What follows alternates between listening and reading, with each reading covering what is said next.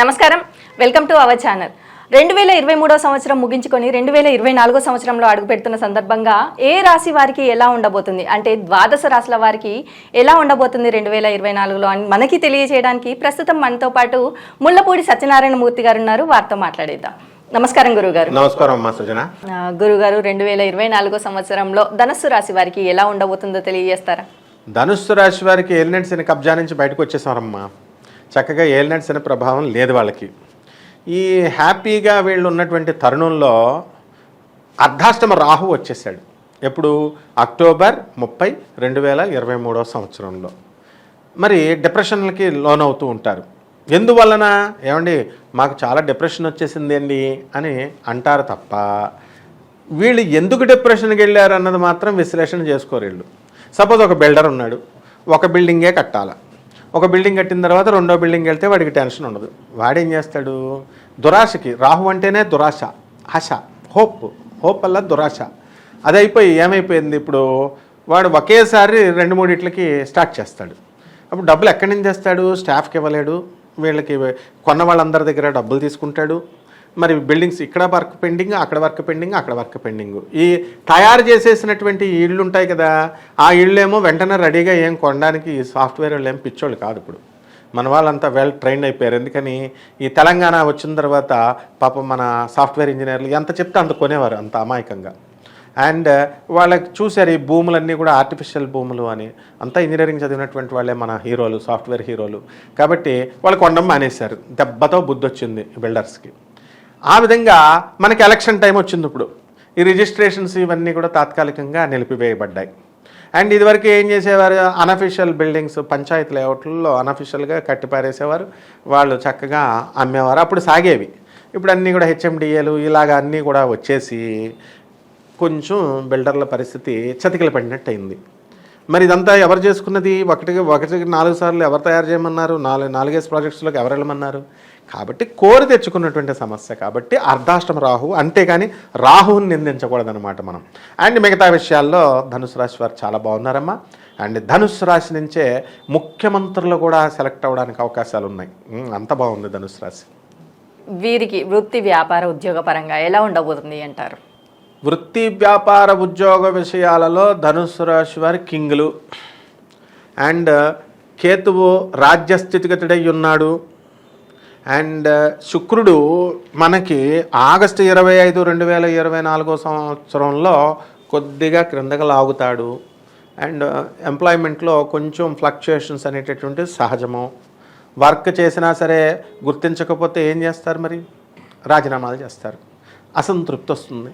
మీరు పార్టీకి కార్యకర్తల లెవెల్ నుంచి కష్టపడి చేసినటువంటి వాళ్ళని వదిలేసి డబ్బు పెట్టి ఇసిరేటటువంటి వాళ్ళకి మినిస్టర్ పదవులు అవి ఇచ్చి వేరే పార్టీ వాళ్ళని జాయిన్ చేసినటువంటి వాళ్ళకి ఇమీడియట్ 1 సంవత్సరంలోనే ఇచ్చేస్తే అధిష్టాన వర్గం మరి క్రింద స్థాయి నుంచి కష్టపడి సంవత్సరాలు ఆ పార్టీని నమ్మిన వాళ్ళు ఏం చేస్తారు? పాపం బయటకు వెళ్ళిపోతారు కదా.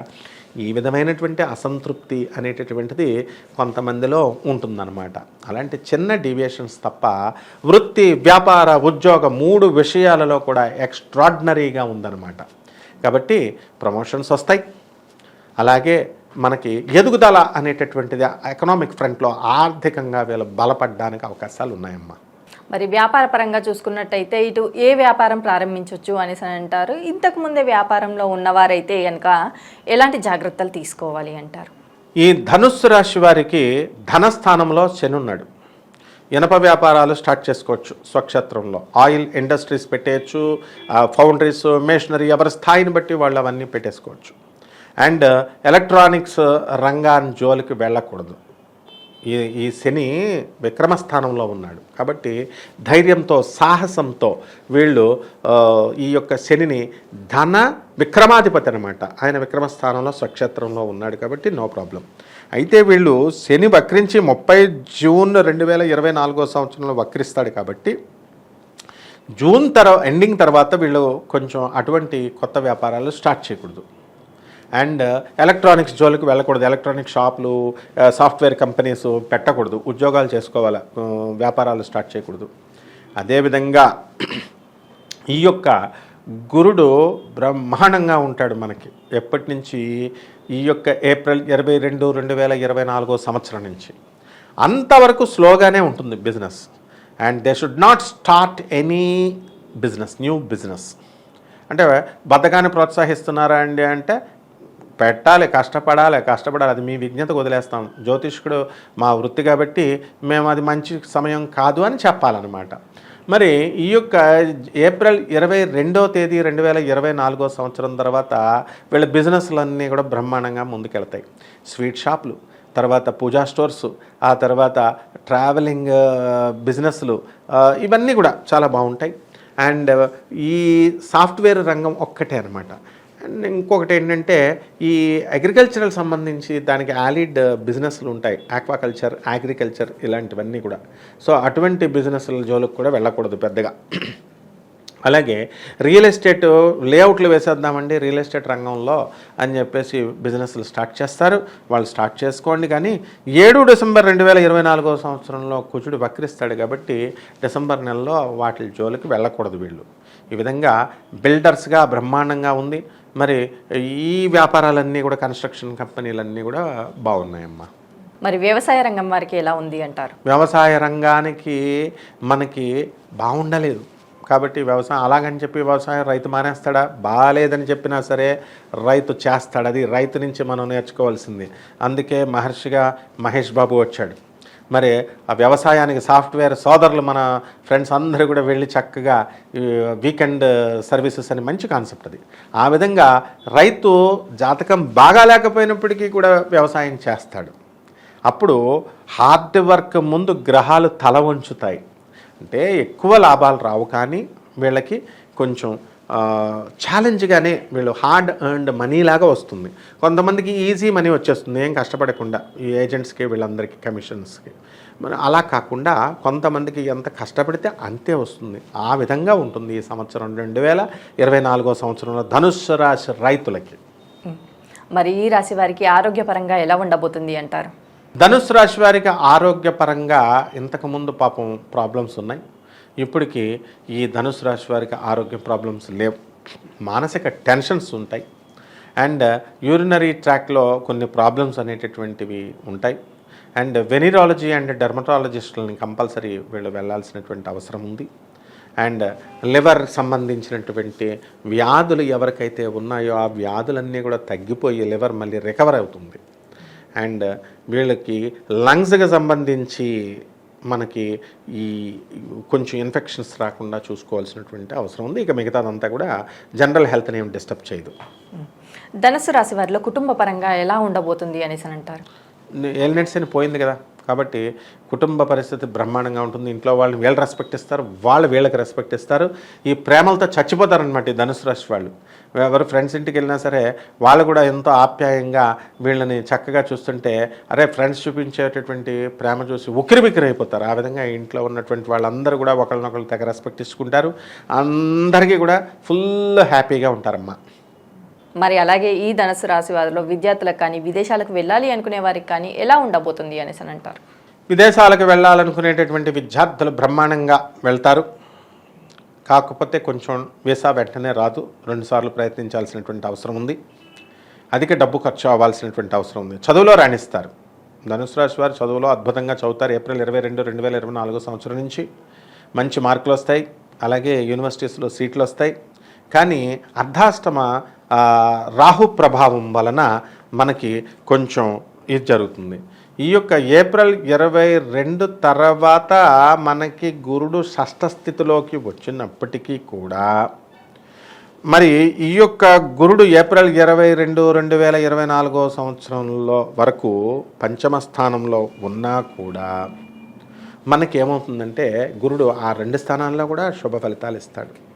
కాబట్టి విదేశాలకు వెళ్ళాలనుకునేటటువంటి విద్యార్థులందరికీ కూడా సీట్లు వస్తాయి, బ్రహ్మాండంగా వెళ్తారమ్మా. మరి కోర్టు సమస్యలతో బాధపడేవారు ఈ సమస్యల నుండి బయటపడే అవకాశం ఉంది అని అంటారా? కోర్టులో వీళ్ళకి అనుకూలమైనటువంటి తీర్పులు వీళ్ళకి బ్రహ్మాండంగా వస్తాయి. And they will be relief అనేటటువంటిది దొరుకుతుంది వీళ్ళకి. కోర్టుకి ఎందుకు వెళ్తారు? రిలీఫ్ కోసం వెళ్తారు. అయితే వీళ్ళ కోర్టులో అక్కర్లేకుండా పోలీస్ స్టేషన్లోనే వీళ్ళకి రిలీఫ్ దొరుకుతుంది. అండ్ వీళ్ళ మీద పెట్టబడినటువంటి కేసులన్నీ కూడా ప్రైమా ఫాసి ఎస్టాబ్లిష్ కాదు. కాబట్టి చాలా కోర్టుల చాలా కేసెస్ అన్నీ కూడా పోలీస్ స్టేషన్లోనే మీకు ప్రైమా ఫ్యాసీ ఎస్టాబ్లిష్ కాక కొట్టివేయడం జరుగుతుంది. అండ్ నెక్స్ట్ ఏంటంటే చాలా కేసులు ఎప్పుడైతే కోర్టులో ఉన్నాయో అవన్నీ కూడా క్రిమినల్ కేసులన్నీ కూడా హాస్టల్ అయిపోవడానికి అవకాశాలు కనబడుతున్నాయి.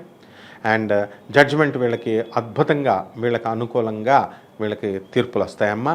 వీళ్ళు వెకేట్ చేయించలేకపోయినటువంటి స్టేలు అవతల వాళ్ళు పెట్టినటువంటి దొంగ కేసుల్ని ఆటోమేటిక్గా డిస్మిస్ అవుతాయి అన్నమాట, కాలపరిధి దాటిపోయింది కాబట్టి. And they can vacate the opposite parties stays also. మరి ఈ రాశి వారిలో కొత్తగా వివాహ ప్రయత్నాలు చేసేవారు కానీ సంతానం కోసం ప్రయత్నించేవారికి కానీ ఈ యోగం ఉంది అనేసి అని అంటారా? ఉందమ్మా. ఏప్రిల్ 22 లోపలే వీళ్ళందరికీ కూడా సంతానం కావాలనుకునేటటువంటి వాళ్ళకి సంతానం కలుగుతుంది. అండ్ 31 మార్చి 2024 లోపలనే మనకి ఈ శుక్రుడు పరిస్థితి బాగుంది కాబట్టి అర్ధాష్టమ శుక్రుడు శుభ ఫలితాలను ఇస్తాడు. వివాహాలన్నీ కూడా వీళ్ళకి చక్కగా అయిపోతాయి మీనరాశిలో ఉండగానే. అదేవిధంగా వివాహాలకు సంబంధించి మనకి ఆగస్టు 25, 2024 సంవత్సరంలో ఆగస్టు నెలలో కొంచెం ప్రయత్నాలు కొంచెం టఫ్గా ఉంటాయి, అంతే తప్ప మిగతా సమయాల్లో వివాహాలన్నీ కూడా అయిపోతాయి, సంతానాలు కూడా కలుగుతాయి. మరి ఈ రాశి వారికి గృహయోగం కానీ వాహన యోగం కానీ ఉంది అనేసి అని అంటారా? ఉంటే ఒకవేళ ఏ మాసంలో వీరు కొనుగోలు చేయాలి అంటారు? ఈ వేళకి వివాహం అనేటటువంటిది ఎలాగైతే అయిపోయిందో వివాహంతో పాటు ఇప్పుడు కట్నాల స్టేజ్ కూడా మారిపోయిందనమాట. మా ఫ్రెండ్ ఒకడు వాళ్ళ అమ్మాయికి మ్యారేజ్ చేస్తూ యాదవ్స్ అనమాట వాళ్ళు. ఏంటంటే కట్నం అంటే ఐఎమ్ గివింగ్ 30 lakhs కార్ అంటే వాహనం ఇచ్చేస్తున్నాడు. అండ్ 1 kilo గోల్డ్ అన్నాడు. గుడ్ అన్నాను. ఏం చేస్తాడు అబ్బాయి అంటే సాఫ్ట్వేర్ చిన్న జాబ్. గుడ్. మరి ఇటువంటి పరిస్థితుల్లో వాహనాలే సౌఖ్యం ఎందుకు రాదు? మామగారులే కొనిచ్చేస్తున్నారు కాబట్టి వాహన యోగాలు వీళ్ళకి అప్రయత్నంగా వస్తాయి. అంతేకాదు దూరప బంధువుల మరణం వల్ల కూడా వీళ్ళకి దాయాదుల వలన లేకపోతే దూరప బంధువుల ఆస్తులు కూడా వీళ్ళకి కలిసి వస్తాయి. కొనాల్సినటువంటి అవసరమే లేదు వీళ్ళకి గృహాలు. ఆ విధంగా ధనుసు రాశి వారు ఎంతవరకు ఇళ్ళు లేనటువంటి వాళ్ళు ఇళ్ళు కొనేస్తారు, స్థలాలు లేనటువంటి వాళ్ళు స్థలాలు కొనేస్తారు. అన్ని విధాలుగా వాహన సౌఖ్యాలు ఇవన్నీ కూడా వచ్చేస్తాయి. కాకపోతే ఈ వాహనాలు కొనేటప్పుడు జాగ్రత్తలు చాలా అవసరంగా ఉండాలా. తాగేసి వీళ్ళు నడుపుతున్నా లేకపోతే వీళ్ళ పిల్లలకి చిన్న పిల్లలకి అతి గారాపం చేసి ఇస్తే అర్ధాష్టమ రాహు యాక్సిడెంట్లు చేసి పడేసి వీళ్ళకి మనశ్శాంతి లేకుండా చేసేస్తారు పిల్లలు. అలాగే పోలీస్ స్టేషన్లో మరి పిల్లలంతా కూడా నడపడం నేరం కాబట్టి పిల్లలతో పాటు తల్లిదండ్రులు కూడా జైలుకి వెళ్ళిపోయేటటువంటి అవకాశాలు స్పష్టంగా కనబడుతున్నాయి. మరి ఈ ధనుసు రాశి వారు చేసుకోవాల్సిన రెమెడీస్ ఏమైనా ఉన్నాయా? ఉన్నాయమ్మా. ధనుసు రాశి వారికి చక్కగా రాహు జపం చేసుకోవాలా, రాహు స్తోత్రాలు చేసుకోవాలా, రాహుకు కిలోంపావు మినువుల్ని ఆవు పేడ రంగు ఉన్నటువంటి వస్త్రాలని పెదబ్రాహ్మడికి దానం చేయాలా. అలాగే మినప సున్నుండల్ని చక్కగా ఒక పెద్ద డబ్బా సున్నుండలు చేసేసి పేదవాళ్ళకి పంచాలా. అలాగే అనాథ శరణాలయాలు ఉన్నాయి, అక్కడికి వెళ్ళి పంచాలా. వీళ్ళ బర్త్డే ఫంక్షన్స్ ఇళ్లలో చేసుకోవడం కాదు, రాహుదోషాలు పోతాయి. ఓల్డేజ్ హోమ్స్కి వెళ్ళి సున్నుండలు పెట్టండి. ఆ విధంగా చక్కగా ఆవుపేట రంగు ఉన్నటువంటి వస్త్రాలను తీసుకెళ్ళి పంచండి. ఈ విధంగా వస్త్రదానము, ఈ యొక్క సున్నండ్ల దానము, మినుముల దానము అద్భుతంగా పనిచేస్తాయి. అదేవిధంగా కనకదుర్గమ్మ తల్లి యొక్క ఆరాధన వీళ్ళు చేయాలా. కంపల్సరీ విజయవాడ వెళ్ళాల్సిందే. విజయవాడ వెళ్ళి గిరి ప్రదక్షిణ చేయాల్సిందే. ఏదో సింపుల్గా వెళ్ళి మనం ఇలాగ అమ్మవారిని ఒక 2 నిమిషాలు దర్శనం చేసుకొని రావడం కాదు, హార్డ్ వర్క్ చేయాలా. జగన్ మాత ఆమె.